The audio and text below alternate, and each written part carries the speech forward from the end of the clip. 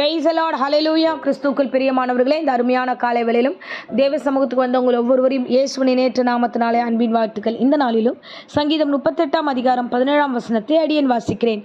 நான் தடுமாறி விழ ஏதுவாய் இருக்கிறேன், என் துக்கம் எப்பொழுதும் என் முன்பாக இருக்கிறது. ஆமென், ஹல்லேலூயா.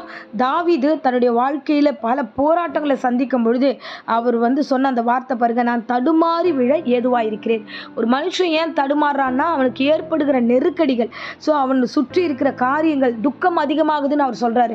அப்போ துக்கம் வருகிற அளவுக்கு பல செய்திகள், பல வார்த்தைகள் அப்படி வரும்போது தான் இந்த காரியம் எல்லாம் நமக்கு நடக்கும். அதுதான் அவர் சொல்றாரு, ஆண்டவரே நான் தடுமாறி விழ ஏதுவாக இருக்கிறேன். ஏன்னா என் முன்னாடி எல்லாமே நான் நிற்கிறதுக்கான வாய்ப்பு இல்லை, நான் கேட்குற வார்த்தைகளும் சரியா இல்லை, என் துக்கம், என்னுடைய இருதயத்தின் துக்கம் அதிகமாக இருக்கிறது, நான் இப்படியா இருக்கிறேன். தொடர்ந்து மேல் வசனங்கள் பார்த்தோம்னா 12-13 வசனங்கள் எல்லாம் அவர் சொல்லுகிறார், என் பிராணனை வாங்க தேடுகிறார்கள், எனக்கு கண்ணிகளை வைக்கிறார்கள், பொல்லாங்கு செய்கிறதுக்கு தேடி கேடானவைகளை பேசி நாள்தோறும் வஞ்சிக்கிறார்கள்.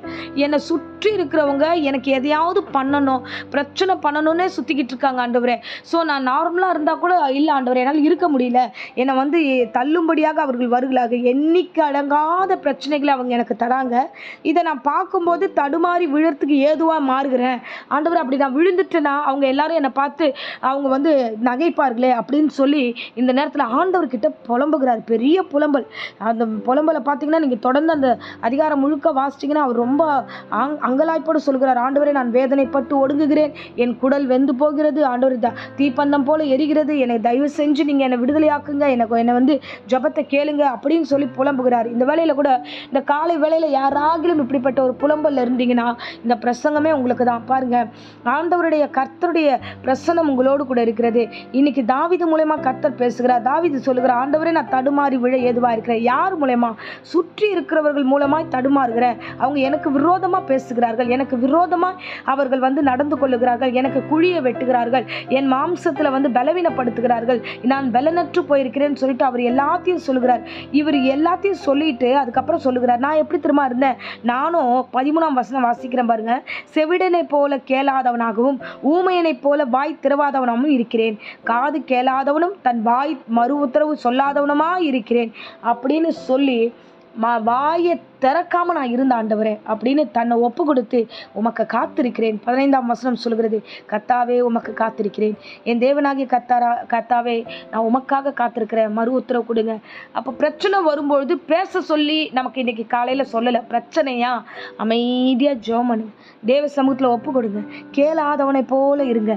யார் உங்களை பற்றி பேசினாலும், அது ஆஃபீஸில் இருக்கலாம் பாருங்கள், நீங்கள் நம்புறவங்க எல்லாருமே உங்களை உயர்வாக பேசுவாங்க, அப்படி மதிப்பாக பேசுவாங்க, அப்படியெல்லாம் கிடையாது. எல்லோருமே சுயநலமாய் அவரவர்களுக்கு எது சரியோ, அவர்களுக்கு எது பிரயோஜனமோ, அவரவர்களுக்கு எது நன்மையோ அதை தான் ஜனங்க பேசுவாங்களே தவிர நீங்கள் செய்கிற நல்லதோ, நீங்கள் செய்கிற நன்மையான கிரியைகளோ, இல்லை மற்ற அன்புகளோ அதெல்லாம் யாரும் பேச இப்போ ரெடியாக இல்லை.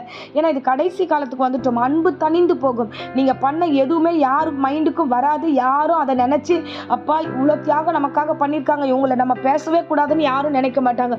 நீங்கள் பண்ணுற அன்னன்ன காரியத்தை அவர்கள் என்னவா நினைப்பாங்கன்னா, இவங்க இப்படி பண்ணுறாங்க பாரு, இவங்களுக்கு எல்லாம் பண கொழுப்பு அப்படின்னு பேசுவாங்க. இல்லைனா இவங்க படிச்சுட்டு அந்த திமிரில் பேசுகிறானுவாங்க. இல்லைனா இவங்களுக்கு வாழ்க்கையில் எல்லாமே உருவாயிடுச்சு, அதனால் இவ இப்படி நடந்துக்கிறா அப்படின்னு உங்களுடைய ஆசீர்வாதத்தை வச்சு தான் எல்லாமே பொறாமையாக பேசுவாங்க.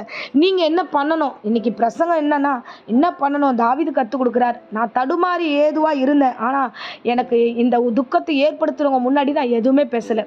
தயவு செய்து எந்த வார்த்தையும் நீங்கள் பேசாதிருங்கள், எந்த வார்த்தையும் ஒப்பு கொடுக்காதீங்க. ஏன்னா யோபுடைய வாழ்க்கையிலும் அப்படிதான். அவனுக்கு முன்பதாக அவன் நண்பர்கள் ஏராளமாய் பேசுகிறார்கள், நீ தப்பு பண்ணிருப்படா, நீ அநியாயம் பண்ணிருப்ப, அதனால தான் உனக்கு இந்த வாழ்க்கையில உபத்திரவம் சொல்லி பேசினாங்க. ஆனா யோபுவோ தன் வாயை திறக்கலன்னு வேதம் சொல்கிறது. அவன் பேசவே இல்லை. அவங்க பேசின தப்புக்கெல்லாம் அவன் ஒரு ஜெபம் பண்றான், ஆண்டவரே இவர்களுடைய எல்லா மீறுதலையும் எல்லா காரியத்தையும் மன்னிங்க, இவங்களுடைய உபத்திரவத்தை எடுத்து போடுங்க அப்படின்னு அவங்களுக்காக பரிந்து பேசி அவன் ஜெபிக்கிறான். ஜெபித்த உடனே கர்த்தர் யோபுடைய சிறையிருப்பை மாற்றினார். உங்களுக்கு விரோதமா பேசுறாங்களா, உங்களுக்கு விரோதமா நடந்து கொள்ளுகிறாங்களா, இருக்கிறீங்களா? தடுமாறுறீங்களா? தடுமாற்றமான ஒரு சுச்சுவேஷனை நீங்கள் கடந்து போறீங்களா? துக்கம் பெருசாக இருக்கா? உடனே ஆண்டவரே எனக்கு விரோதமாக இவங்க தான் இருக்கிறாங்க, இவங்க வாழ்ந்திருக்கட்டும், இவர்களை ஆசீர்வதிங்கன்னு சொல்லி ஒரு ஜெபம் பண்ணி விடுங்க. நீங்கள் எதை குறிச்சும் பேசாதீங்க, எதையும் தர்க்கம் பண்ணாதீங்க, எதையும் ஒப்பு கொடுக்காதீங்க.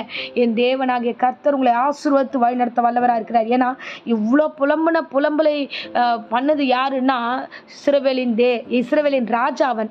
ஸோ தேவனாகிய கர்த்தர் இவன் எடுத்து பயன்படுத்தி இருக்கிறார் பாருங்க. மிகப்பெரிய ராஜாவாக, மிகப்பெரிய ஆசீர்வாதத்தின் மகிமை உள்ள ராஜாவாக ஆண்டவர் இந்த தாவீதை ஆசீர்வதித்தார். ஆமென், அல்லேலூயா.